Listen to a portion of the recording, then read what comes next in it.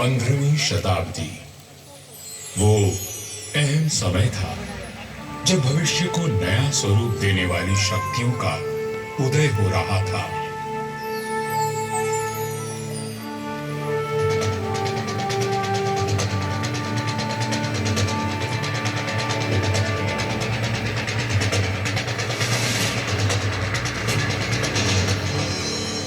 लोधी राजवंश ने दिल्ली की गद्दी संभाली।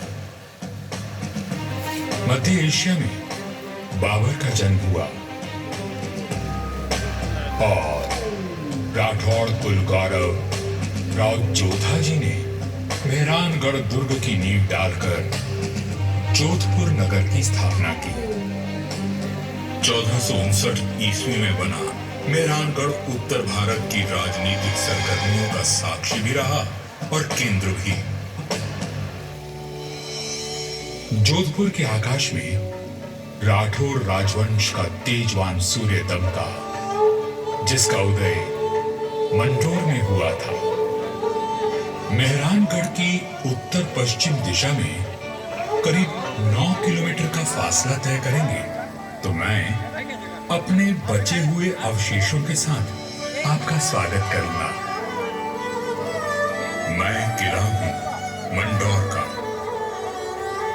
मैं इतना प्राचीन हूं कि मुझे किसने बनवाया, कब बनवाया, ये किसी को भी याद नहीं। मंडोर की भूमि से आज भी अतीत के सिक्के, मंदिर के अवशेष, तोरण द्वार, स्तंभ और उत्कृष्ट मूर्तियां प्राप्त होती रहती हैं। मंडोर संग्रहालय में प्राचीन भारत के सभी प्रतीकों को सहेज कर रखा गया है, ठीक वैसे ही जैसे मैंने अपने जीर्ण अवशेषों में अनेकों गाथाएं संभाल रखी हैं। अरावली की पहाड़ियों से घिरा मंडोर नगर मांडव्य ऋषि की तपोभूमि था और इसका प्राचीन नाम मांडव्यपुर था। महाभारत काल में यहां नागवंशियों ने राज किया और फिर गुप्त वंश ने इसे अपने बाहुबल से जीता। चौथी व छठी शताब्दी में हुनों का आगमन हुआ तथा परमारों ने इनके वैभव को बढ़ाया।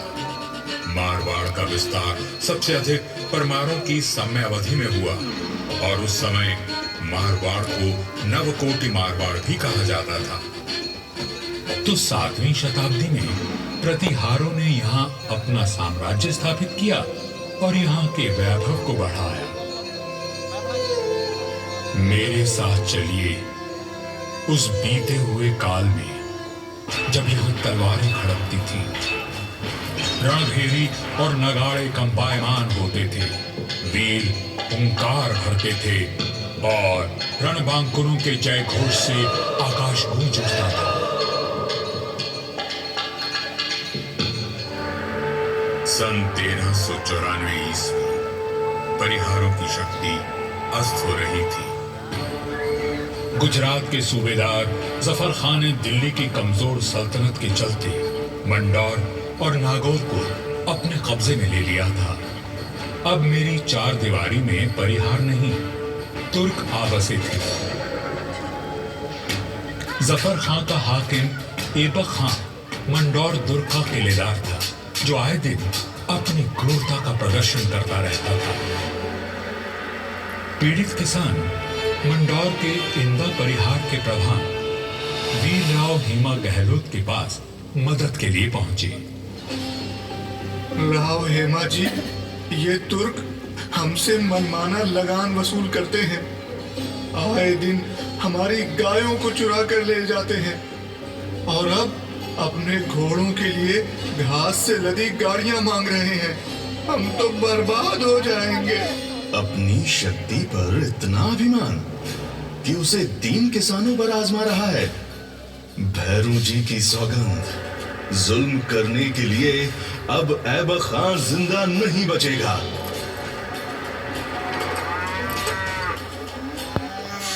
शक्तिशाली शत्रु से लड़ने के लिए बल और बुद्धि से वार करने की योजना बनाई गई। घास की कई 100 गाड़ियां तैयार की गईं और हर गाड़ी में हथियार लिए योद्धा छुप कर बैठ गए। गाड़ियां जैसे ही किले के भीतर पहुंची, क्षत्रियों ने नारा लगाया, आयो लड़ो फतेह कर दो, आयो लड़ो फतेह कर दो।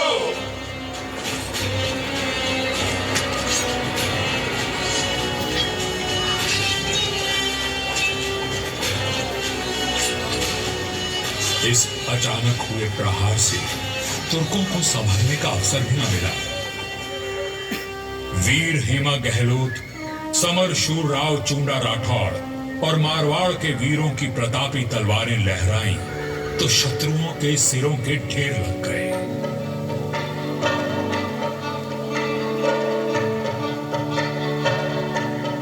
इसी जीत की याद में आज भी मंडौर में राव महोत्सव मनाया जाता है।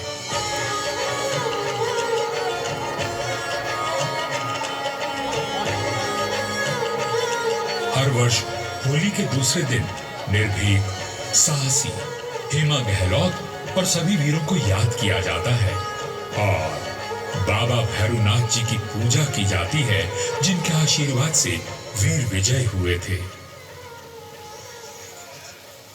मंडौर विजय के बाद भी इंदा परिहार का मन अशांत था, क्योंकि ये नगर शत्रुओं से घिरा हुआ था। तब उन्होंने शक्तिशाली राठौड़ वंश को राज सौंपने का निश्चय किया। इंदा के मुखिया राय धवल ने अपनी पुत्री का विवाह राव चुंडा से करवाया और दहेज में मंडौर का दुर्ग दे दिया गया। राव हेमा गहलोत ने राव चुंडा का राज तिलक किया और भाटों ने मंगल गान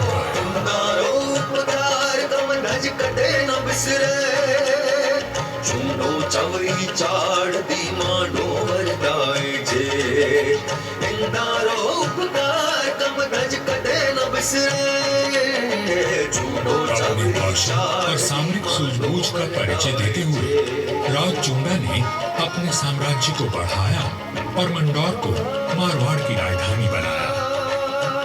1423 में नागौर के युद्ध में राव चुंडा वीर गति को प्राप्त हुए और उनके पुत्र कान्हा के बाद राजदंड राव रणमल ने संभाला।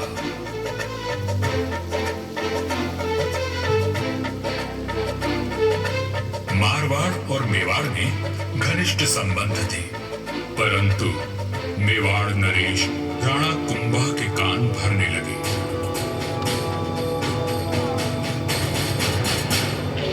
मुझे राव रणमल की नीयत ठीक नहीं लगती राणा। वो आपका राज हड़पना चाहता है। वह सिर्फ एक पक्ष को देखते हैं, दूसरे पक्ष से तो उनका कोई मोह नहीं। एक मधुर संबंध में संशय और अविश्वास का विष घोल दिया गया था। 1438 ईस्वी में राव रणमल अपने पुत्र जोधा के साथ चित्तौड़ के दुर्ग में था। रणमल को किसी षड्यंत्र का आभास हुआ और उसने बेटे जोधा को किले से बाहर भेज दिया। पिता की आज्ञा मान जोधा चित्तौड़गढ़ की तलहटी में पहुंचा। तभी एक डोम ने जोधा का ध्यान खींचा, जो एक दोहा गा रहा था।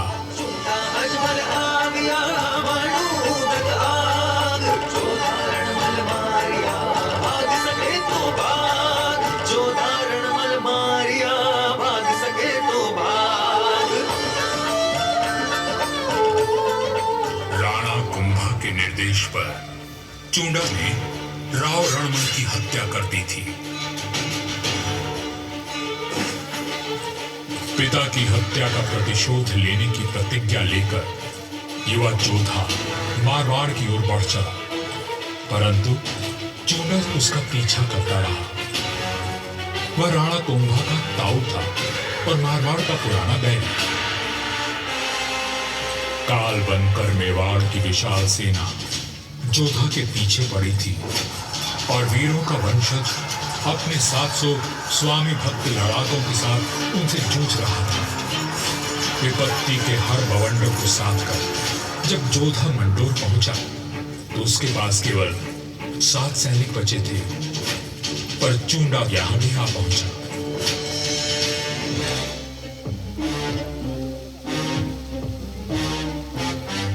चूंडा बोला, मंडोर किले का कोना कोना छान मारो। रणमल ने मेरे भाई राघव देव को मरवाया था, मैं उसके वंश का नाश कर दूंगा। हुजूर, जोधा जांगलू प्रदेश की ओर भाग गया है। आप कहें तो उसका पीछा करें। रहने दो, वहां रेतीले टीलों में भटक कर वो खुद ही मर जाएगा। तुम राणा कुंभा के पास संदेश भिजवाओ, मंडोर पर अब हमारा राज है। पिता की निर्मम हत्या की पीड़ा और राज खो देने का अपमान लिए जोधा भटक रहा था। हर ओर शत्रु घात लगाए बैठे थे, पर जुझारू जोधा ने आस और विश्वास नहीं खोया। 15 वर्षों तक संघर्ष और अथक प्रयास करने के बाद जोधा ने दुर्भाग्य को जीत लिया। चूंडा की मृत्यु हो चुकी थी और मंडोर को राज जोधा ने फिर से जीत लिया था। समय बदल रहा था और देश पर विदेशी आक्रमणकारियों का संकट घेरा आया था। ऐसे में एक दूसरे से लड़ने के बजाय मारवाड़ और मेवाड़ ने संधि कर ली।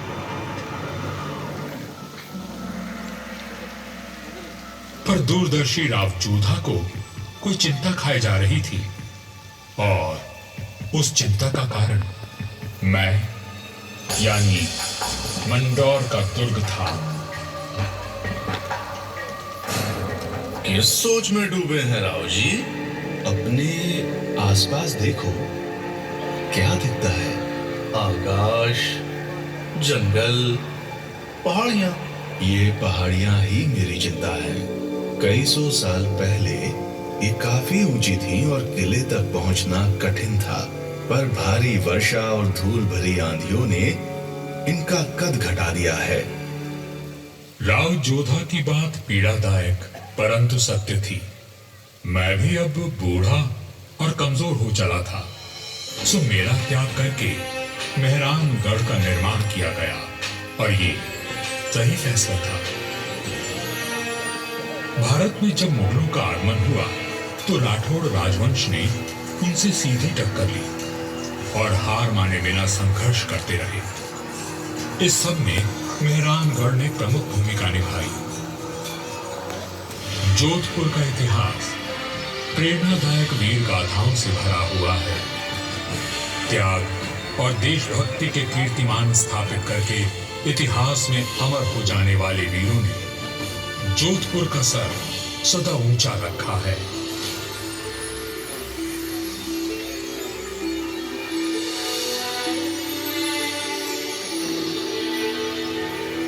इस धरती पर जन्मे सपूत अपनी भुजाओं में इतना बल रखते थे कि मातृभूमि की रक्षा कर सके, तभी इनकी छत्र छाया में इनकी प्रजा सुखी और समृद्ध हुई।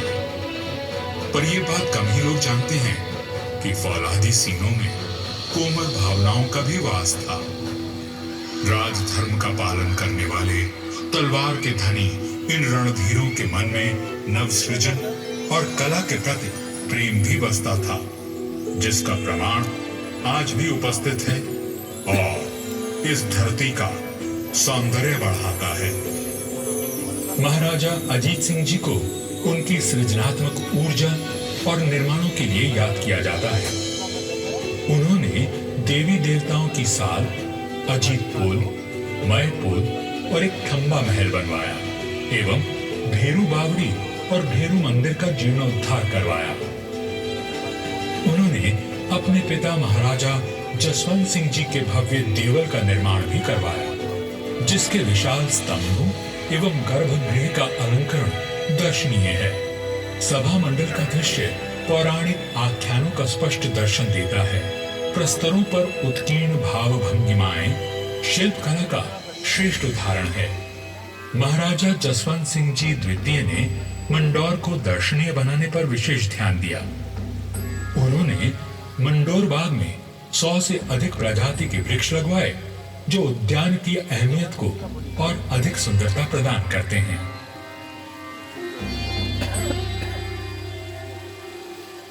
अठारह ईस्वी में महाराजा सरदार सिंह जी ने मंडौर के बाग को और संवारा।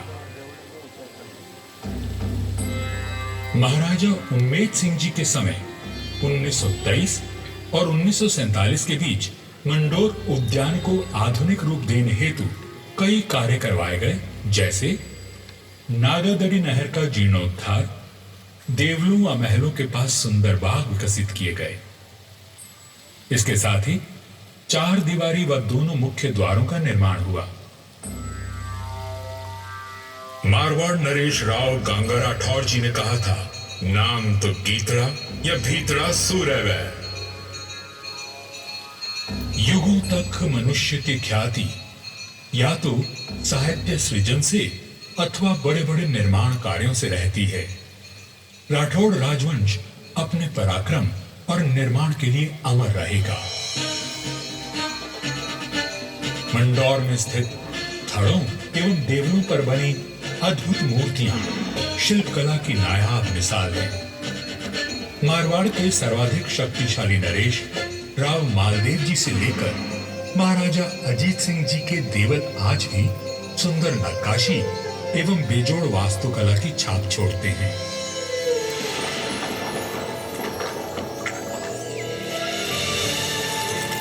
महाराजा अजीत सिंह जी के देवल का निर्माण इनके पुत्र महाराजा अभय सिंह जी ने संवत 1793 में शुरू करवाया, लेकिन इसे पूरा उनके प्रपौत्र महाराजा भीम सिंह जी ने संवत 1856 में किया।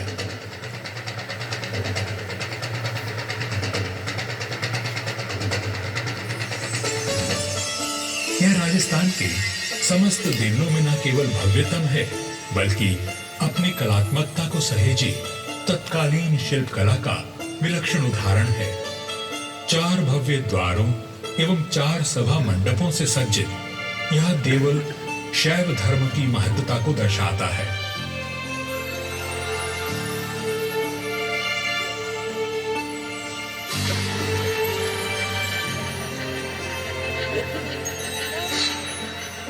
आजादी के पश्चात यहाँ कई विकास कार्य करवाए गए और 1968 में यहाँ के महलों में संग्रहालय की स्थापना की गई। यहाँ जन्मे वीरों और स्वामी भक्तों की मिसाल युगों तक कायम रहेगी। जब वीरपुरी और नाग पंचमी को यहाँ विशाल जनसमूह उमड़ता है, तो आज भी हमारे आत्मीय संबंध जीवंत हो उठते हैं। उनकी आंखों में उमड़े प्रेम और श्रद्धा को देखकर मन भाव विभोर उठता है। सदियों के संबंध आज भी अटूट है। मुझे तो समय की आंधी ने नष्ट कर दिया, पर मंडौर के देवल, मंदिर, छतरियों और बाग को संभाल कर रखना इस पीढ़ी का कर्तव्य है।